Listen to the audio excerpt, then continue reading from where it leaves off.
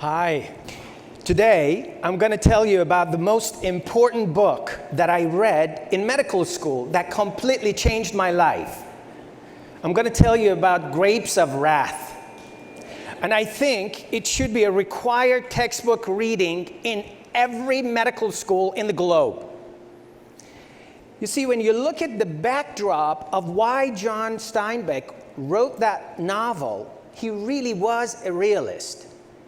During the 1930s, the dirty 30s or the Dust Bowl 30s as it's called, the land that they were once fertile, rich, viable, they became barren and ultimately useless. Panhandle, Texas and Oklahoma, 80 years later, nothing grows there. Nothing. Why? You see, it all started by excessive plowing of this rich soil that was fertile. So what? Well, see, the excessive plowing got rid of the thin layer of grass that was containing the soulful soil, that was keeping it healthy and moist. Now, on top of that, excessive drought and poor farming method, what did it do? It turned this viable, rich soil into dirt and dust. And then there came the windstorm, and it just blew up all the dust and the dirt into the cloud. Crop production became nearly impossible. I'm Habib Sadeghi. I know one or two things about how to live inside a dust bowl body. I lived it for 21 years. And you know how it started? It started by being so rich and viable and full of life. It started by being a kid, 6 years old, playful. I was running around. And then I slipped. And it was a slip that literally pulled me inside this big, giant bucket of rice water that was boiling. By the time that my great-great-grandmother, and I love women, now you know why, she saved me by pulling me out of the pot, it was a second or two too late. I had over 35% of my body, third-degree burn. I ended up in a burn unit for over 6 months of my life. When I was released, the doctors, and they did an amazing job, they took care of me, what they saw. They scrutinized and took care of this wound. That's where it was, on the left side of my body. When I was released, they told my dad, if you want your son to get really well and the wound to heal up, feed him meat. My dad loved me, and just like any other father, that's what he did. He would come home and he would make a greatest steak. But I have no clue what had happened. All of a sudden, the sight of seeing that steak made me nauseous. To my detriment, my father was a little bit enthusiastic, borderline pushy. He would force me to eat this steak. I felt nauseous, and I would throw it up. I had absolutely no clue what was happening. You see, no one actually came down where I was and said, how are you doing? Do you know why we're feeding you steak? Do you know what's happening? No one did.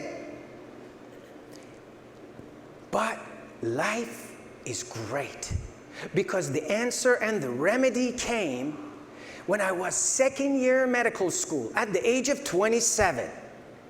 It came one day. I was examining myself, and lo and behold, I found a lump. a lump that would be diagnosed to be testicular cancer. Wow, testicular cancer. The physician said, you know, everything slowed down from that moment on. I felt broken. Somehow I felt like I was less of a man. I felt tainted. When I got in the car and I was driving back, I felt like I was 6 years old in that burn unit again. Driving, I became homeless because I couldn't go home. I couldn't tell my mom and dad that I have cancer. Well, I sure knew that would just do them in. So what does any good medical student do? Goes to the anatomy lab. And that's exactly what I did.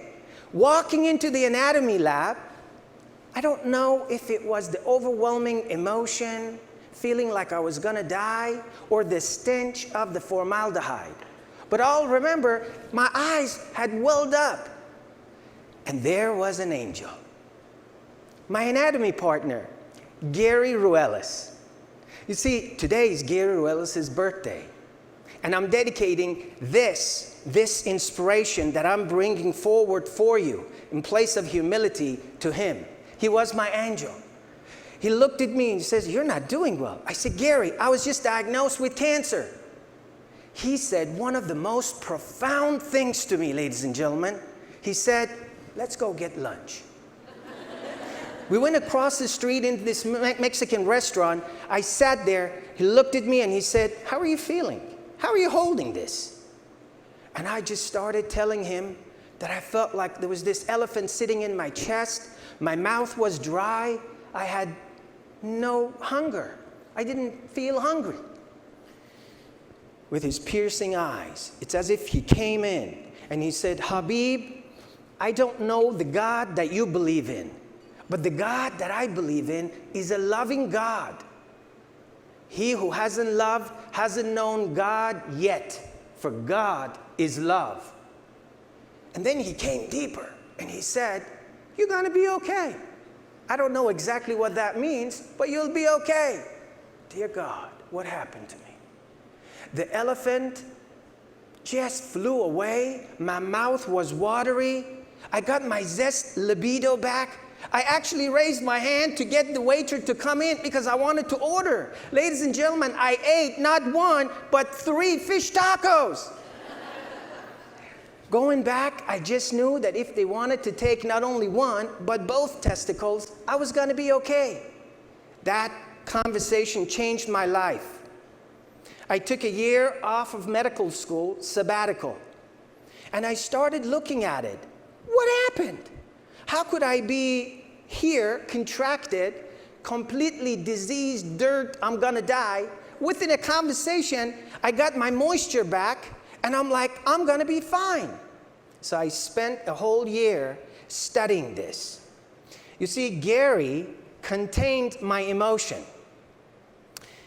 Wilfred Bion came forward as a psychologist with an incredible idea. This is what he came forward with. He coined a terminology, container contained. According to Bion's theory, every element of thought or emotion has either a projective, masculine component or a receptive, feminine component. So when someone is angry, hurt, fearful, all they need is someone who understands. And when the container is there, the cycle of emotion is complete. That's what I didn't have in that burn unit. They fed me steaks and they took care of the wounds, but I had scarred up.